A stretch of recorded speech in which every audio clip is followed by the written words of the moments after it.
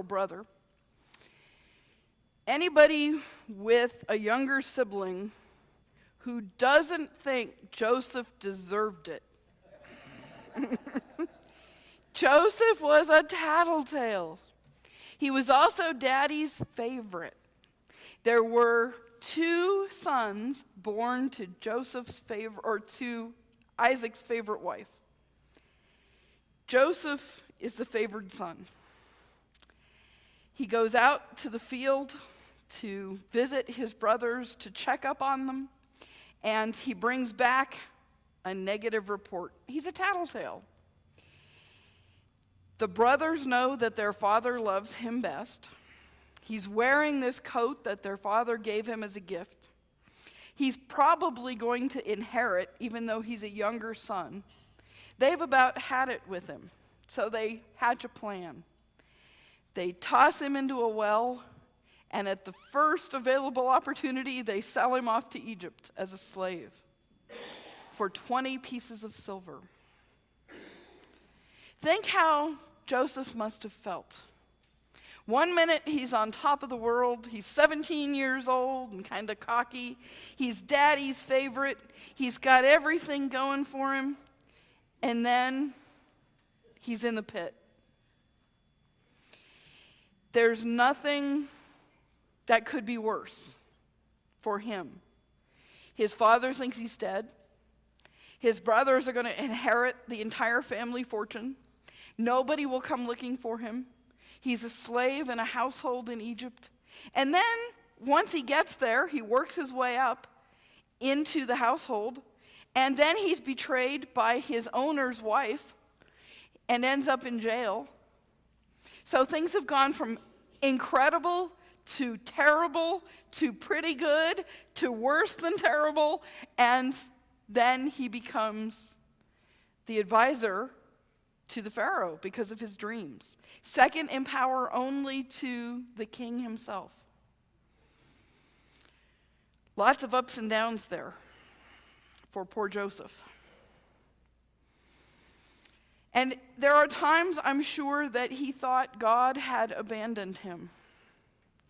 But the story that links Joseph's story to Jesus' story and our story is that 20 pieces of silver.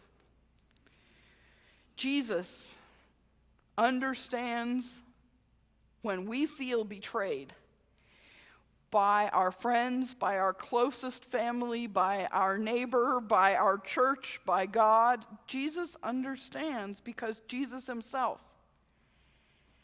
is betrayed. Not only do one of his disciples sell him for 30 pieces of silver, but the others run away. Even on the cross, he cries out, my God, why have you forsaken me?" He knows that feeling. God knows that feeling. Before Peter betrays Jesus, we have this story of Peter walking on the water. And in faith, he steps out of the boat, and then he starts to sink because the storm isn't calmed. He may have thought when he stepped out of that boat that the wind and the waves would stop battering, but they didn't. His faith is challenged by the circumstances of his life, by that pounding storm that doesn't let up, and he starts to sink. And he calls out, and Jesus pulls him up, but then asks, "Why did you doubt?" And they get into the boat together. God understands when we feel betrayed, even when we feel betrayed by God. Some of us may have thought that when we became believers, life would get easier. We would be the favored child, the way Joseph is a favored child, beloved. That life would be an easy thing, but that isn't what God says to us ever. Sometimes you'll hear people say, everything happens for a reason. God has a purpose. But I don't believe that. Because saying that makes God responsible for the storm.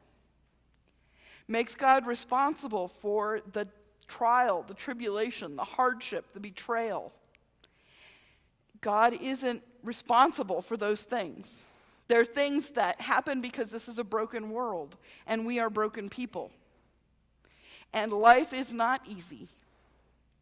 But what God does promise, not to remove all the obstacles, but to walk us through them. Jesus is out there in the storm with Peter. Jesus lifts him up. God is with Joseph.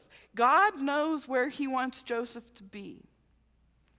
Joseph doesn't have the big plan. He can't see God's ultimate destination. So he might make things a little harder for himself, but God gets him through every calamity. The same is true for us. Life is going to bring us storms. Life is going to bring us betrayals. The title of the meditation, that sinking feeling, you know how it feels when someone you thought was a friend turns against you? When a family member you thought you could count on misunderstands something or understands perfectly well and still turns away from you? Have you ever been the betrayer? Have you ever turned against someone and then thought, really, I owed them my support, my love, my care, but I didn't give it? Have you ever betrayed God? Felt betrayed by God? I used to take Bobby, my foster daughter, out to the beach when she would get really stressed out and angry. And I said, it is okay to throw rocks at God. You just have to make sure you don't throw them straight up, or God will bring them right back down. So when you're throwing rocks at God, you can throw them out a little. God understands. God understands because God knows what betrayal is like. Think about the history of humanity with God. Adam and Eve, don't eat the fruit. We got fruit? People of God, I will be your God and you will be my people. Oh, let's build a golden calf. God knows about betrayal. God doesn't promise that when we accept him and seek to follow him, that path is going to be smooth and easy sailing. God does promise that he's going to be there with his hand out to lift us up through everything.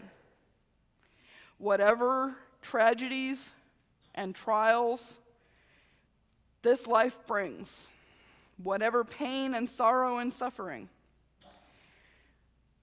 God is going to walk us through it because God has in mind the destination he wants us to arrive at.